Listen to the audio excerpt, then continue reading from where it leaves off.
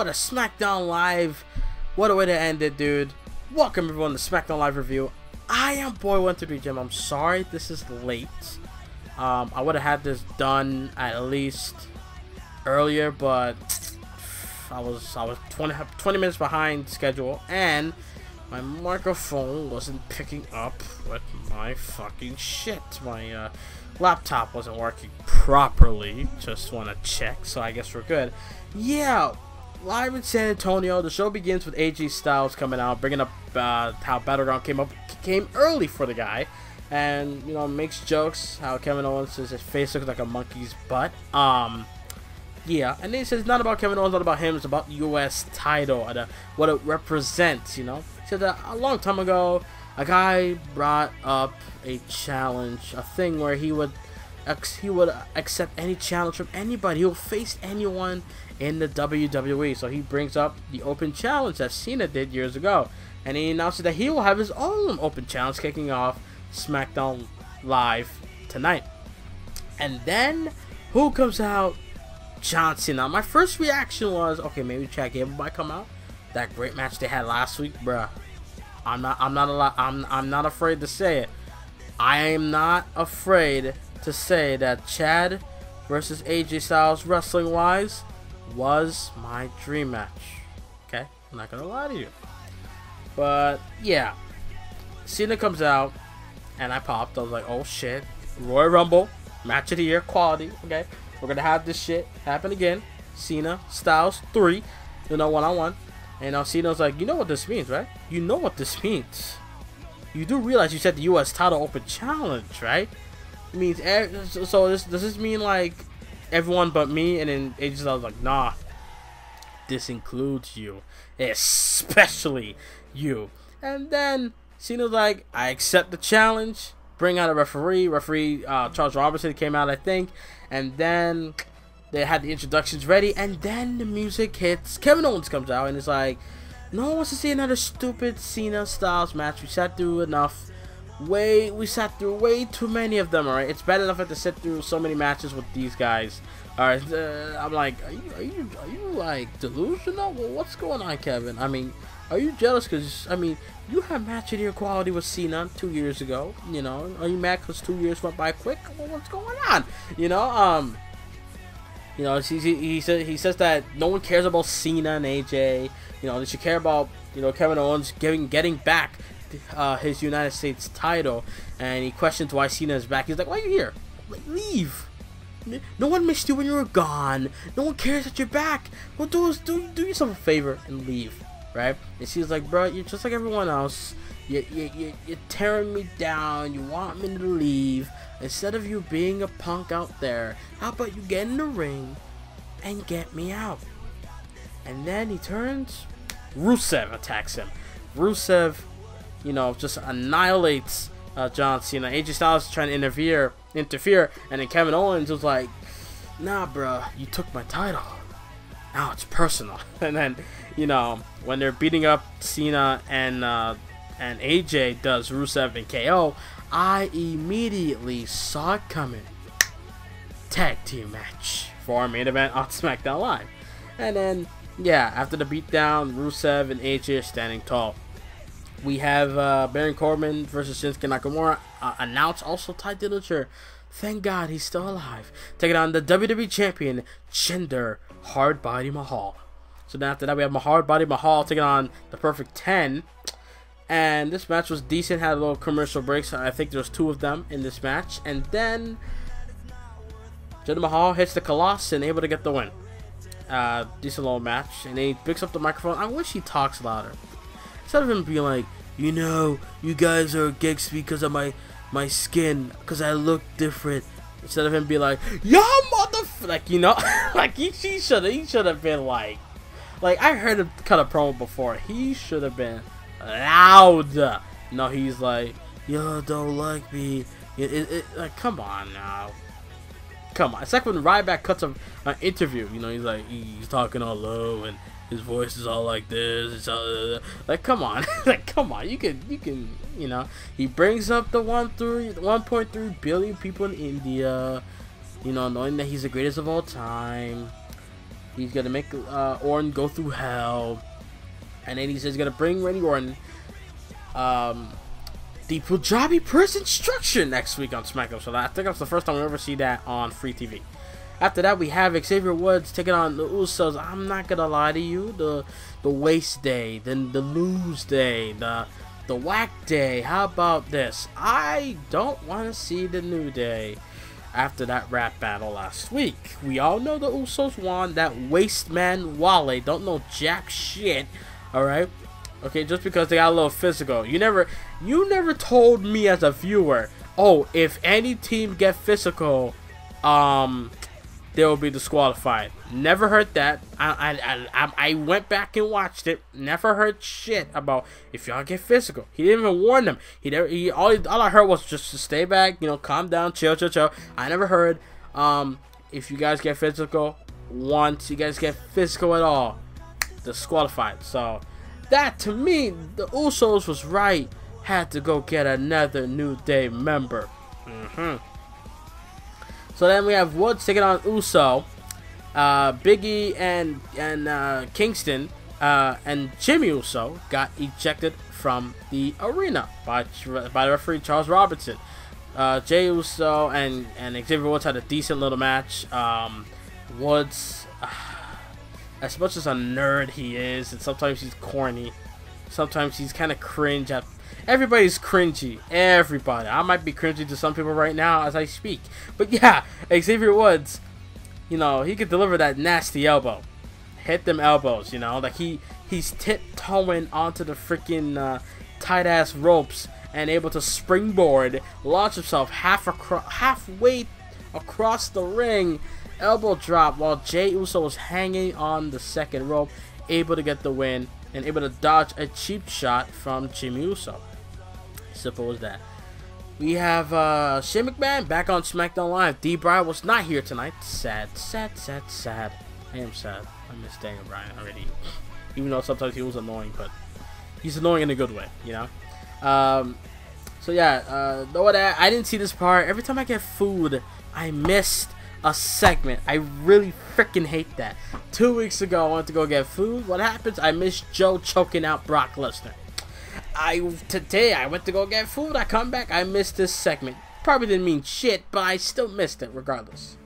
So yeah, Shane's talking about, no one asked about Ellsworth, about his suspension, and he wishes him and Brie Bella and that beautiful little girl of theirs, Birdie Joe, well. And then after that, Naomi walks in. She's curious about her next challenger, and then she said, "Yo, Shane,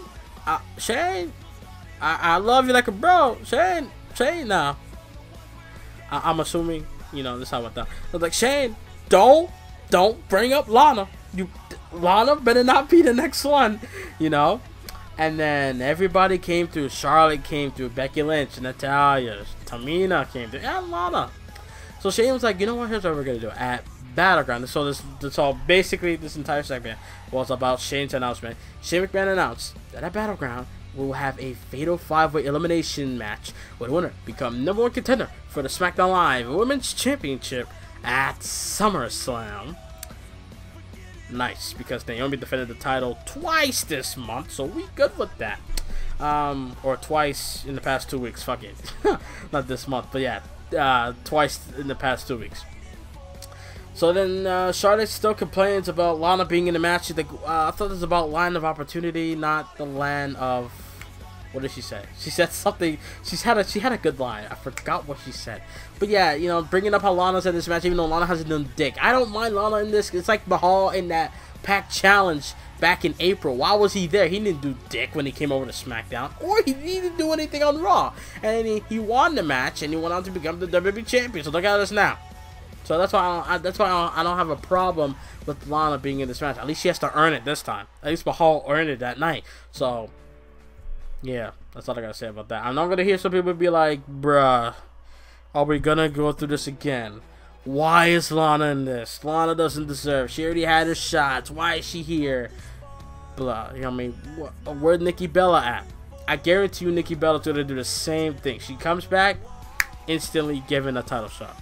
Guarantee it. If New Day did it, if Lana did it, Nikki Bella's next.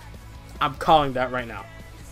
So yeah, he announced it. Everybody gets upset about each other. Charlotte gets blessed by Natty about, you know, riding her father's coattails, even though Natty does the same thing for Brett.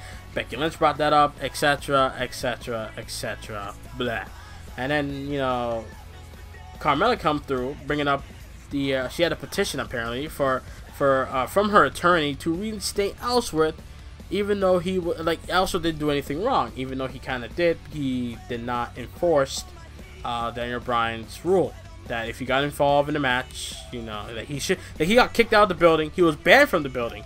That means you can't come back in. You know, if you come back in, you're gonna receive bad circumstances, bad repercussions, basically. And Shane McMahon reads the paper and he rips it up. So now you good. He's still suspended, basically. And then Renee Young interviews Baron Corbin, brings up about last week. He went up to Nakamura, beat him up, you know, attacked him, and then after Nakamura came back fighting. And then after that, he said that he's gonna teach Nakamura a painful lesson tonight.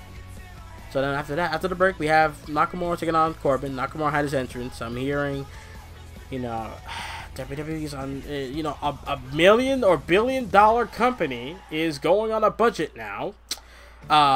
So they're making a lot of money nowadays, but yet they have to go on a budget to, oh, I don't want to have to go on a budget because they're trying to pay Brock Lesnar that good ass money. That's why. Like, you guys don't know. It's frustrating. Like 8 years ago, I've been watching this for 8 years.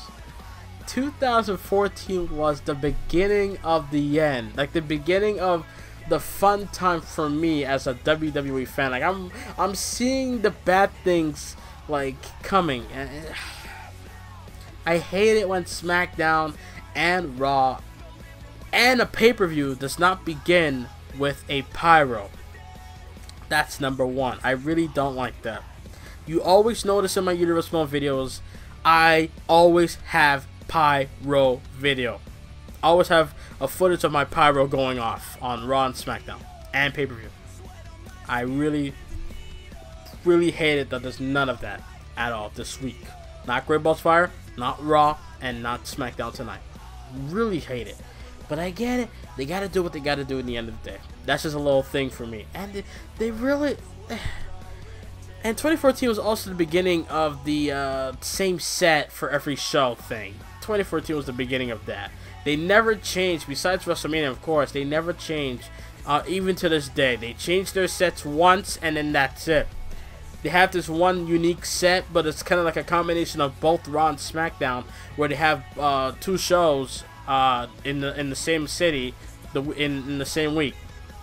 But anyways, Nakamura comes out, does an entrance. Corbin comes out, he does an entrance, but then while Corbin's just talking shit to the crowd, Shinsuke Nakamura's like, I'm not waiting for your ass. Let's get it on right now. He fights him right at the ramp, right at ringside. And security and enforcers and, you know, freaking officials came through and broke it up. After that, we have Charlotte taking on Becky Lynch, Natalya, and Tamina in a tag match. So Charlotte and Becky took on Natalya and Tamina. Tamina pinned the former four-time Raw Women's Champion, Charlotte. After that, distraction by Lana.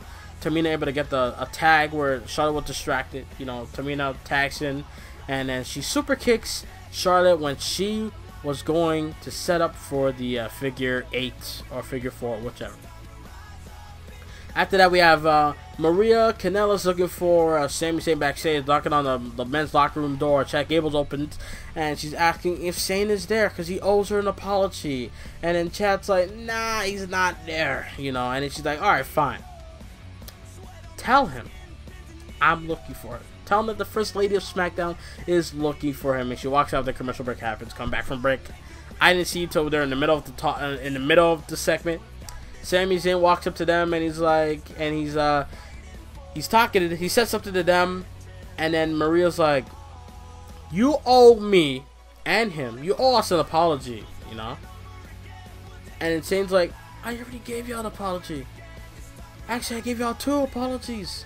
Now I'm questioning, why am I giving y'all apologies to begin with? Every time I have something important, you guys are there fucking it all up for me, you know?" And then after that, you know, and then he's like, and he questions Mike Bennett. He's like, he questions Mike Bennett. He's like, why are you, like, aren't you here to compete? Like, what are you here for? What's this all lovey-dovey not? What is all that? You know, like, what's going on? And he's like, oh, I get it. Maria's the fighter and you're the lover. I get it. He jokes about it. Then Maria slaps the taste out of his mouth. And then Mike's like, let me get that face. And then he bashed it across the back of his head. Damn. And then Maria says in the end that I can only remember, the one line I can remember, she's like, you see, Sammy, sometimes love hurts. Basically that. Cedric, you know, hypes up his I Quit match with Noam Dar, which I'm not watching at all. Thank God. Like, after this recording, like, it's already past the damn show. I'm gonna be watching Talking Smack, and I'm done for the night. We have the this I question, like, what the why this fashion file, another edition. It's they said the Sexy Fashion Rangers, and they kept saying it and saying it. I felt like I was in a trance. I felt like I was going in a trance, you know, where you keep saying something and then like you change, you know, like I was like, dude, what the hell is going on? And then they're dressed like Chuck Norris and they're dressed like cowboys and then Tyler Breeze has the lasso and try to you know, hook up on trying to throw the lasso and get Zack Ryder. Mojo Rawley was like, what the hell did I just walk up on? And then, yeah, you know, and then Breezango was questioning Hype Bros if they had something to do with their office getting trashed. And on Zack Ryder's first night. And then Mojo was like, bro, you think Zack Ryder has time for you? When he got back? We have tag team titles to go after. And you're talking about dealing with you guys. Hell no. Right? And then after that, Ryder says, bruh, you know, Mojo's like, I wouldn't do anything shady. We wouldn't do anything shady like that. And then Ryder's like, oh, really? Like how you threw me out of the Battle Royal last week. And then Mojo's like, bruh, we've been through this. It was a Battle Royal. Every man for themselves. Get it through your freaking head, bruh. You know? It's like, come on, Zack. You should know. In a Battle Royale, it's like survival of the fittest, my dude. It's like every man for themselves. It means you're on your own when it comes to a Battle Royale. You know, it's like me and my partner. You know, we got to split now temporarily. So come on, Zack, you should know about that, right? I was like, yeah, maybe I should get my head in the game. Maybe I should get my head back into reality. I think we all should get our head back into reality. Talking to Breezango, which is true, because I'm watching NXT and I'm like, where's this Tyler Breeze? Like, I miss this Tyler Breeze. I do. So we have the main event: Kevin Owens and Rusev taking on AJ Styles and John Cena. Great little 15-minute, 20-minute main event. In the end, Cena got the tag and hit the 5 moves of doom like he normally does. And then AJ Styles had some hits on Rusev, and Kevin Owens hit him with a phenomenal form on Rusev. Pele kick on KO. And in the end, John Cena with the Attitude Adjuster. 1, 2, 3. And John Cena and AJ Styles were able to stand tall. Cena raising the hand of the new United States Champion. And I'm telling you guys right this before I go, I want to tell you guys right now. So Raw obviously beat SmackDown this week. Very little. You know, Raw is a 3-hour show, but I'm not even going to base on that. Not that much anymore.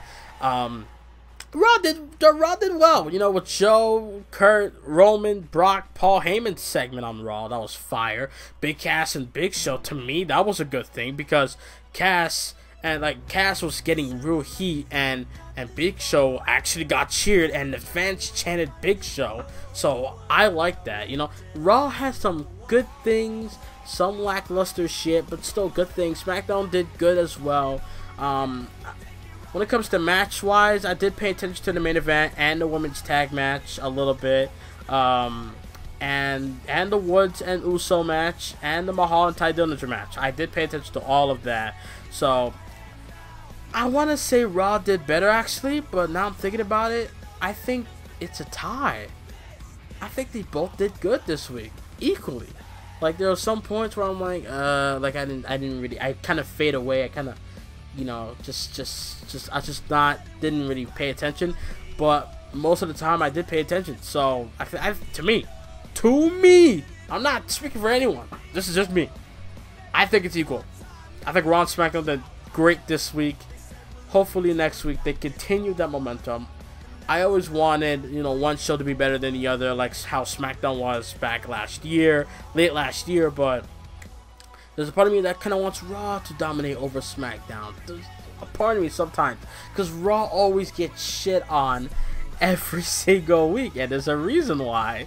Because the creators, I mean, I could create a Monday Night Raw in my sleep, and I could create a to what I think a garbage Raw.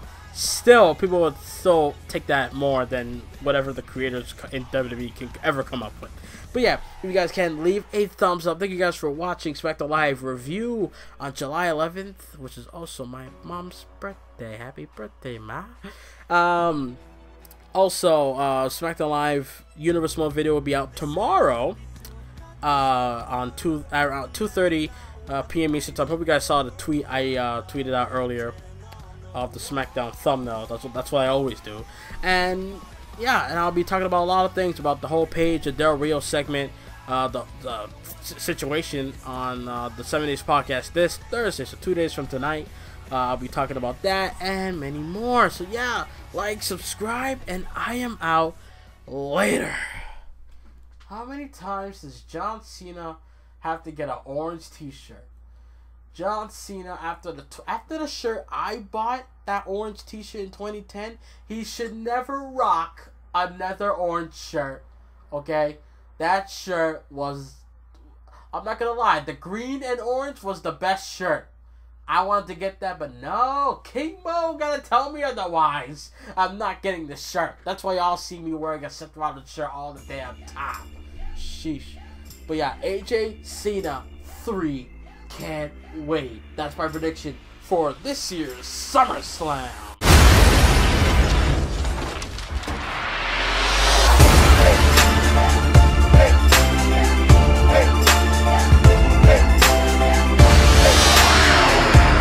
We some Southern boys with the promised strength. Ain't nobody man enough to feel the pain. And you could be next. You better give respect, 'cause ain't nobody breaking this redneck